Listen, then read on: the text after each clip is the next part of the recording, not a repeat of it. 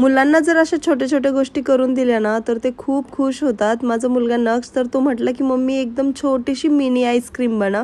म्हटलं ठीक आहे. तर माझ्याकडे सगळं साहित्य होतं. व्हिप केलेली क्रीम होती, त्याच्यामध्येच मी कंडेन्स मिल्क घातलं आणि दूध घातलं.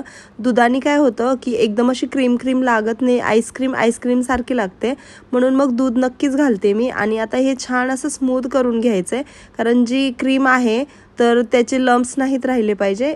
मी इथं ना व्हॅनिलाचा इसेन्स पण घेतला कारण फ्लेवर यावा आणि ही जी आईस्क्रीम आहे तर ती मी व्हॅनिला आईस्क्रीम बनवते आणि हे जे आईस क्यूबचा जो मोल्ड असतो ना तर तो घेतलेला आहे मी. याच्यामध्ये खूप छान छोटे-छोटे आईस्क्रीम बनतात.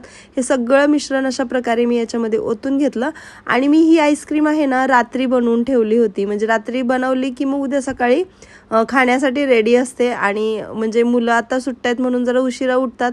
मग उठल्यानंतर ते सारखे जाऊन बघत होते. नक्ष तर माझं सारखं जाऊन बघायचा की आईस्क्रीम बनले की नाही आणि मग नंतर आईस्क्रीम बनल्यानंतर मी इथं 2 प्रकारची चॉकलेट अशी मेल्ट करून घेतली मायक्रोवेव्हला. तुम्ही गॅसवरती पण गरम पाण्यामध्ये एक वाटी ठेवून ती चॉकलेट मेल्ट करू शकता आणि बघा इथं किती इझिली असं ही आईस्क्रीम आहे ती रिमूव्ह होती. टूथपिकच्या साहाय्याने मी अशा प्रकारे काढून घेतली. तुम्ही ही डायरेक्ट सगळी चॉकलेटमध्ये डिप करू शकता आणि माझ्याकडे चॉकलेट जास्त नव्हती म्हणून मी डिप केली नाही. खरं तर ही छान अशी डिप केली ना मग अजून अप्रतिम लागते. आणि नंतर काय झालं माहिती का, नक्ष म्हटलं एका प्लेटमध्ये काढून दे. मी काढून ठेवली पण ही प्लेट आहे ना तर ती थंड नव्हती म्हणून सगळी आईस्क्रीम मेल्ट झाली. बरं असो, आम्ही तर ही आईस्क्रीम खाल्ली आणि चॉकलेट टाकलं बघा अशी आईस्क्रीम होते. त्यामुळे नक्कीच चॉकलेटमध्ये डिप करून खा. रेसिपी आवडली असेल तर लाईक, शेअर आणि सबस्क्राईब करा काही विसरू नका.